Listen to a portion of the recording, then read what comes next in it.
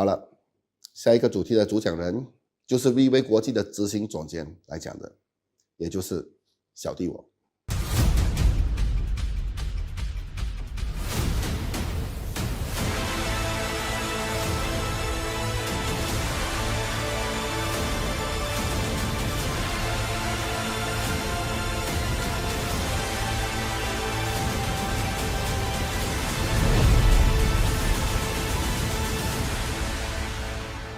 这个呀 Riway International အဖွဲ့အားလုံးမင်္ဂလာပါ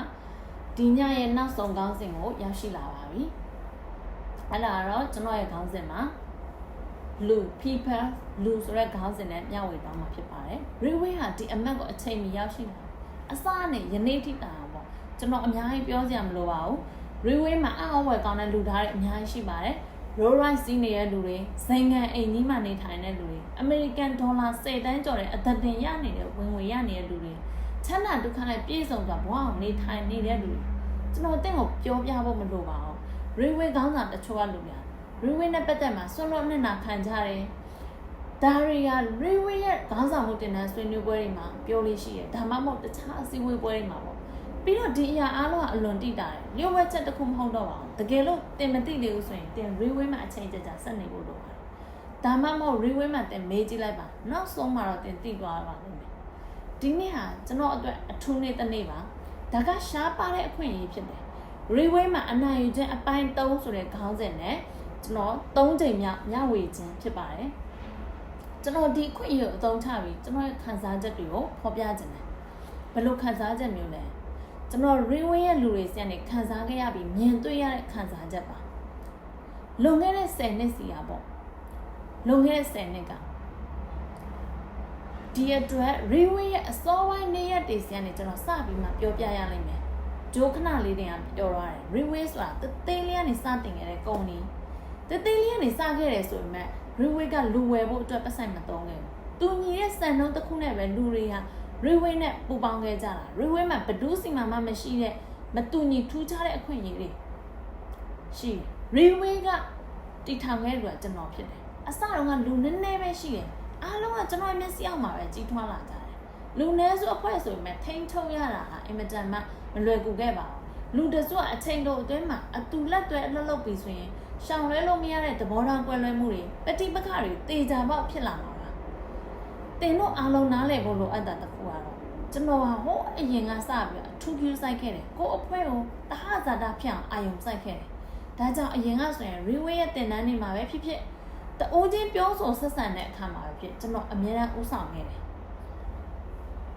ပြီးတော့တယောက်ကိုတယောက်တတိပေးရတာပေါ့ဘာလို့တတိပေးဘယ်လိုစံနမူနာအနေနဲ့ဦးဆောင်မလဲပြောချင်တာကိုအဖွဲကိုကြီးမားလာစေချင်တယ်ဆိုရင်ကျွန်တော်တို့ကပုံမတီးခံတဲ့မှာပုံမခွင့်လက်ချက်ဖို့လိုတယ်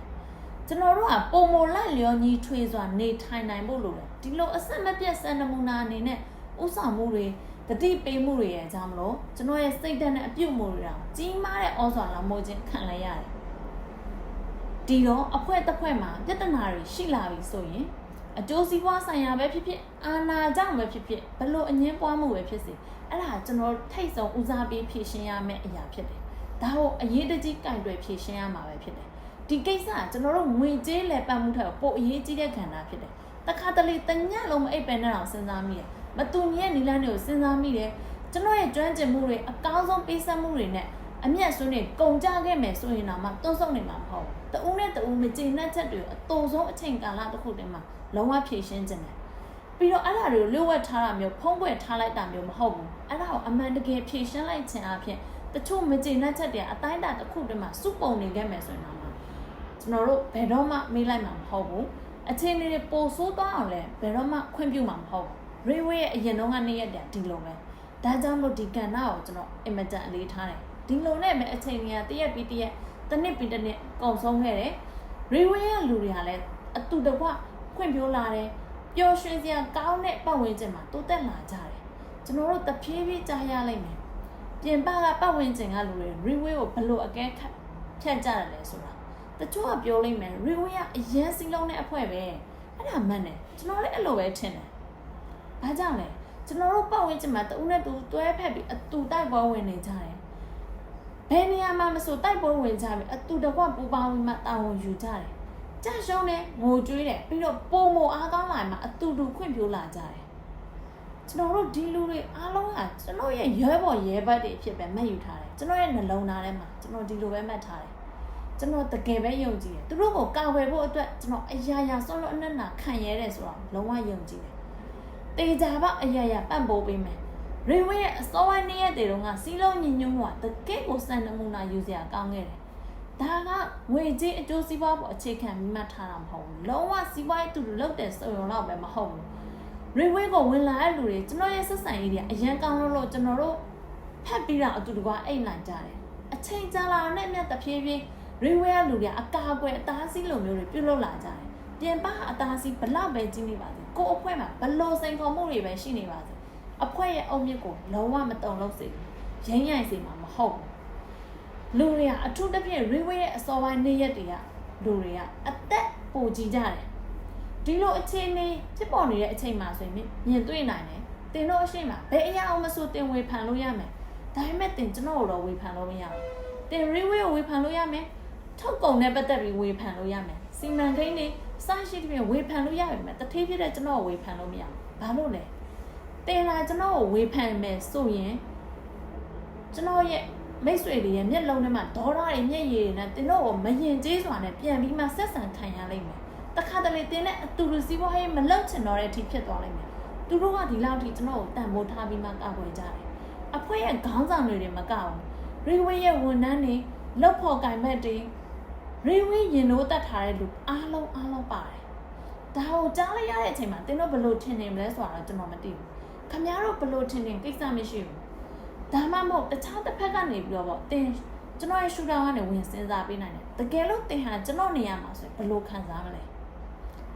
ဒါကြောင့်ကျွန်တော်အများအားပြောတယ်ကျွန်တော် review ရလူတွေအပေါ်မှာအကျွေးအများကြီးတင်နေတယ်ဒီကျန်နာမှုတွေကျွန်တော်ဒီဘဝမှာဘယ်တော့မှဆက်လို့အောင်ကုန်မှာမဟုတ်ကျွန်တော်စိတ်ပူပေးတယ်သူတို့ရဲ့အောင်မြင်မှုတွေပျော်ရွှင်မှုတွေအတွက်ပေါ့သူတို့ရဲ့မိသားစုကိစ္စအားလုံးအပါအဝင်ပဲကျွန်တော်တကယ်ပဲယုံကြည်ပါတယ်ဘယ်အရာကမှဒီပတ်ဝန်းကျင်မျိုးအလုံးလုံးရအထက်ပျော်ရွှင်စရာကောင်းမှာမဟုတ်ဘူးဆိုတာပဲဒါကြောင့်ကျွန်တော်ပြောတယ်လုံးရတာကိုပြောတယ်ဘာကြောင့်လဲဆိုတော့ကျွန်တော်သိထားတာကတကယ်လို့လုပ်ငန်းဝင်တစ်ခုကဘလောက်ပဲရှုပ်ထွေးဆိုးဝါးနေမယ်ဆိုတော့ကျွန်တော်တို့ဘလောက်ပဲငွေကြေးအများကြီးရနေပါစေနောက်ထပ်10မိနစ်လောက်တောင်ဆက်နေဖို့ဆန္ဒရှိမှာမဟုတ်ကျွန်တော်အများနဲ့ review ကိုမျက်နှာတန်ဖိုးထားတယ်အင်မတန်ကောင်းတဲ့ရက်လက်ဘလောက်ပဲရနေပါစေအမြဲတတိရှိပြီးနိုးကြနေရမယ်ပျော်ရွှင်မြူးတူးနေမယ်အစားပေါ့ကျွန်တော်အမြဲကိုယ်အခွဲသားတွေကိုစိတ်ပူပေးလေးရှိတယ်သူတို့ဝင်ငွေတွေလုံလောက်ရဲ့လားသူတို့အဖွဲတွေတည်တည်ငြိမ်ငြိမ်ရှိရလားသူတို့ရဲ့အိမ်တွေကားတွေ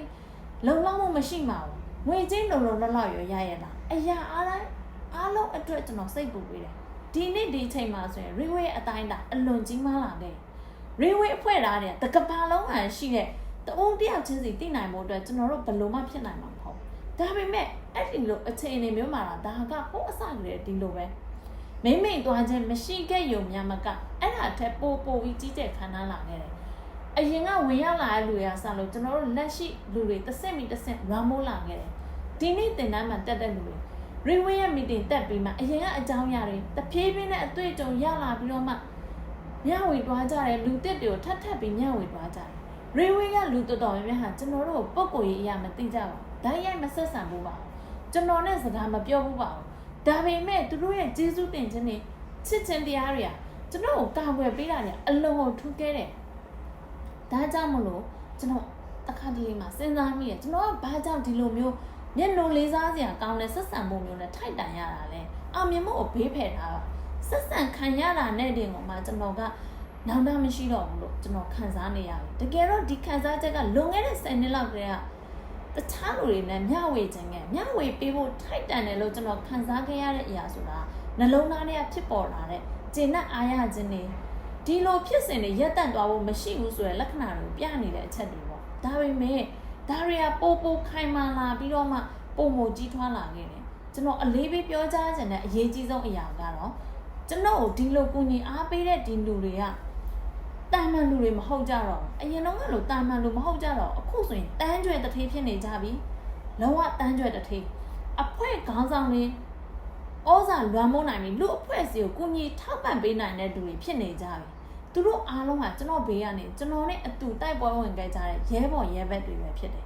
ဒီနေ့ဆိုရင်အားလုံးကဘိုလ်ချုပ်ကြီးအဆင့်တော်ရောက်ရှိလာကြပြီရင့်ကျက်လာကြပြီဖြစ်တယ်ဆိုတော့ရှားပါတဲ့အရာကတော့ကျွန်တော်တို့ရဲ့စိတ်ထဲမှာရှိတဲ့အတိုင်းသွားလို့ရအောင်လိုက်နိုင်ကြတဲ့ထိတ်တန်းခေါင်းဆောင်ကြီးတွေဆိုတာပါပဲကျွန်တော်တင့်ကိုမေးချင်တယ်ဒီလိုအဖွဲတစ်ဖွဲရဲ့တန်ဖို့ခင်ဗျာတိုင်းတာကြည့်လို့ရမလားအဲ့ဒါကိုပတ်စံနဲ့တိုင်းတာလို့လုံးဝမရနိုင်အဲ့ဒါက Reway ရဲ့အကြီးကျယ်ဆုံးနဲ့အစစ်မှန်ဆုံးတော့အောင်မြင်မှုဖြစ်တယ်တန်ဖို့အရှိဆုံးအရာကတော့တခြားမဟုတ်ဘူး Reway ရဲ့အကြီးကျယ်ဆုံးယတနာကတော့ Reway ရဲ့အဖွဲ့ဝင်တွေကိုပိုင်ဆိုင်ထားရတာပဲဖြစ်တယ်ဒါကြောင့်မလို့ကျွန်တော်ရဲ့ကြံရှိနေတဲ့ဘဝတစ်ခုလုံးကိုကျွန်တော်ရဲ့နေရာရာခိုင်နှုန်းစူးစမ်းအထောက်မှုနဲ့ဆိုရင်တော့ Reway ရဲ့ကျေးဇူးကိုပြန်ပေးဆက်နိုင်မှာဒါဟာကျွန်တော်ဘဝအတွက်တန်ဖိုးရှိတဲ့အရာတစ်ခုဖြစ်တယ်ဘဝကိုအချင်းကြီးမဖြစ်စေခဲ့ဘူးလို့ကျွန်တော်ကိုခံစားရတယ်ထိတ်တန်းစင်းဝင်တဲ့ကုမ္ပဏီတွေကအောင်မြင်တဲ့သူတွေတော့ကျွန်တော်အားမကြောက်ကျွန်တော်ရဲ့ကျင့်တဲ့အားရမှုမျိုးသူတို့ဘယ်တော့မှရမှာမဟုတ်ဘူး။ဘာကြောင့်လဲကျွန်တော်ဒီနေ့ဒီကြောင်ပြောရောက်နေရလဲဆိုတော့ဘာကြောင့်လဲဆိုရင်အဲ့ဒါက Reway နဲ့တင်ပူပေါင်းလိုက်တဲ့အချိန်မှာတင်ခံစားရမယ့်အရာဖြစ်တယ်။ပြီးတော့တင်ဒီလိုခံစားမှုမျိုးခံစားရလိုက်မယ်လို့ကျွန်တော်မျှော်လင့်တယ်။ဒီနေ့ဒီချိန်မှာ Reway ကတကယ်ကြီးမားတဲ့အဖွဲ့အစည်းတစ်ခုဖြစ်လာမှာ။ဒီလိုပတ်ဝန်းကျင်မျိုးမှာတင်လဲလုံနိုင်တယ်ဆိုတာကိုသက်သေပြလိုက်တာပဲ။ဖြစ်နိုင်ပါတယ်။တချို့ကထင်လိုက်မယ်ကျွန်တော်က Reway အဖွဲ့ကိုဘယ်သူမှမကြော်တာရှေ့ရနေဒါပေမဲ့အဲ့ဒါတကယ်အမှန်တရားပါပြီးတော့အဲ့ဒါကျွန်တော်ကိုယ်တိုင်ကြုံတွေ့နေရတဲ့အရာတစ်ခုပဲကျွန်တော်ပြောတာလေးပြန်ဆက်ပြောမယ်ကျွန်တော်ပြောနေတာတကယ်လို့တာမကြော်လွှမ်းနိုင်ခြင်းဆိုတဲ့တွက်ချက်အကောင့်ထဲပေါ်လိုက်မယ်ဆိုရင်ဘာတွေဖြစ်လာမယ်လို့တင်ထင်လဲပထမဆိုကျွန်တော်တို့နီလန်းကိုအဖွဲ့တစ်ခုတည်ထောင်ခြင်းတင်ပြမှုနမူနာတစ်ခုဖြစ်လာမယ်အဖွဲ့အစည်းတစ်ခုကိုတည်ထောင်ခြင်းတင်ကြားပေးတဲ့တက္ကသိုလ်တော်တော်များများမှာတင်ကြားလာနိုင်မယ်အကောင်းဆုံးအကြောင်းအရာတွေဖြစ်လာနိုင်တယ်။ဒါပေမဲ့ပြဿနာ Reway မှာအဲ့ဒါကိုတင်ကိုယ်တိုင်ကိုကြအတွင်းပိုင်းကနေမပါဝင်နေဘူးဆိုရင်အပြင်ပိုင်းကနေပဲစံတက်သူတေသနာလုပ်နေလို့မရဘူး။အပြင်ပိုင်းကနေပဲအတုခိုးနေမယ်ဆိုရင်တင်ပုံလူကူးလို့ရမှာမဟုတ်ပါဘူး။ဒုတိယအချက်ကကျွန်တော်တို့အဖွဲ့အစည်းရဲ့အနှစ်သာရပေါင်းစပ်ဖို့အတွက်ပြီးတဲ့အခါမှာအချို့လုပ်ငန်းတွေအချို့နယ်ပယ်တွေမှာအသုံးချလိုက်မယ်ဆိုရင်အဲ့ဒါကြီးမားတဲ့ပွက်လော်ရိုက်မှုတစ်ခုဖြစ်သွားမယ်ကျွန်တော်ဥပမာတစ်ခုပေးမယ်အလားကုန်လုပ်ငန်းဝင်တော့ကျွန်တော်တို့စတင်ဝင်ရောက်ခဲ့တော့ပထမလတော့ကကျွန်တော်ရဲ့ငွေကြေးလက်ပံမှုကကျွန်တော်တို့မှာရှိပစ္စည်းတွေမရှိတော့တဲ့အချိန်တွေမှာစင်ကာပူတန်းဒေါ်လာတန်း100ကျော်ရခဲ့အဲ့ဒါကုန်ပစ္စည်းမရှိတဲ့ပြဿနာရှိနေတဲ့အချိန်မှာတော့မှ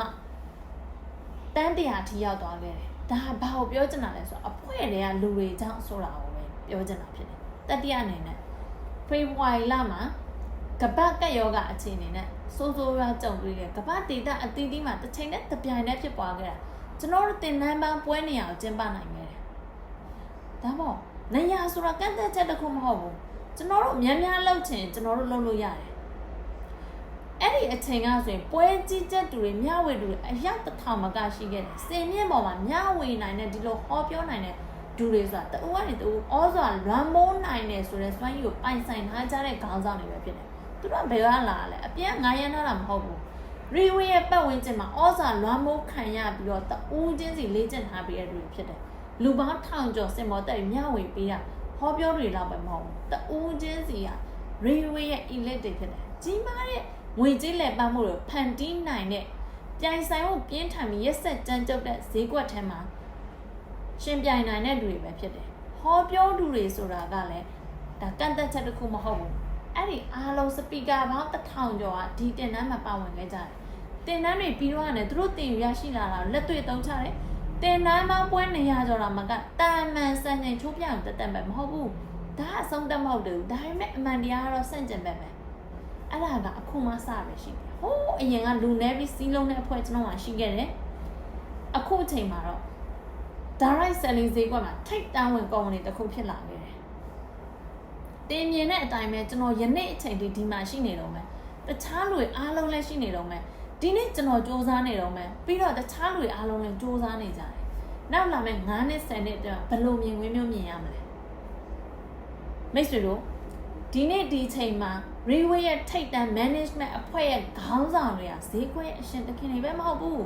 သူတို့တွေကလူစုတွေစကားပြောချင်တဲ့ meeting တွေကြီးကြပ်တဲ့နေရာမှာလဲဆရာတဆူဖြစ်တယ်စွမ်းဆောင်ရည်တွေအများကြီးနဲ့စီးလုံးပြီးတော့မှတကက်စီကန်လိုက်နာနိုင်တဲ့အတူတကွလိုက်နာနိုင်တဲ့လူတွေဖြစ်တယ် စီးပွားရေးတခြားစီးပွားရေးဖွဲ့စည်းမျိုးမှာဒီလိုမျိုးမရှိနိုင်ဘယ်တစ်ခုမှနေစားမှုမရှိဘူး platform ထုတ်ကုန်စီမံကိန်းထုတ်ကုန်လောက်ပုံလောက်နေအလားအလာစစ်ပီဆိုတဲ့ railway ရဲ့လူတွေနဲ့ကျွန်တော်တို့အနိုင်ရခဲ့တယ်ကျွန်တော်တို့ဟာကပတ်နံပါတ်1ဖြစ်လာနိုင်ဖို့လိုအပ်ချက်တွေနဲ့အံဝင်ကြဖြစ်တဲ့နဲ့အဲ့ဒါအချိန်ပိုင်းခြားလေးတစ်ခုပဲချိန်ပိုင်းခြားတစ်ခုပဲကပတ်ကက်ယောဂလည်းပြီးဆုံးတော့မှာပါကပတ်ကက်ယောဂဟာ railway ကိုမရက်တတ်နိုင်ပါဘူး railway ကအဆက်မပြတ်ထိုးဖောက်နေစေပါပြီးတော့ကျွန်တော်သိတယ်ကပတ်ကက်ယောဂပြီးတော့ရင်ကျွန်တော်တို့ဘယ်သူမှကြော်လွှားနိုင်မှာမဟုတ်ပါဘူးကျွန်တော်အင်မတန်ပျော်ရွှင်ရပါတယ်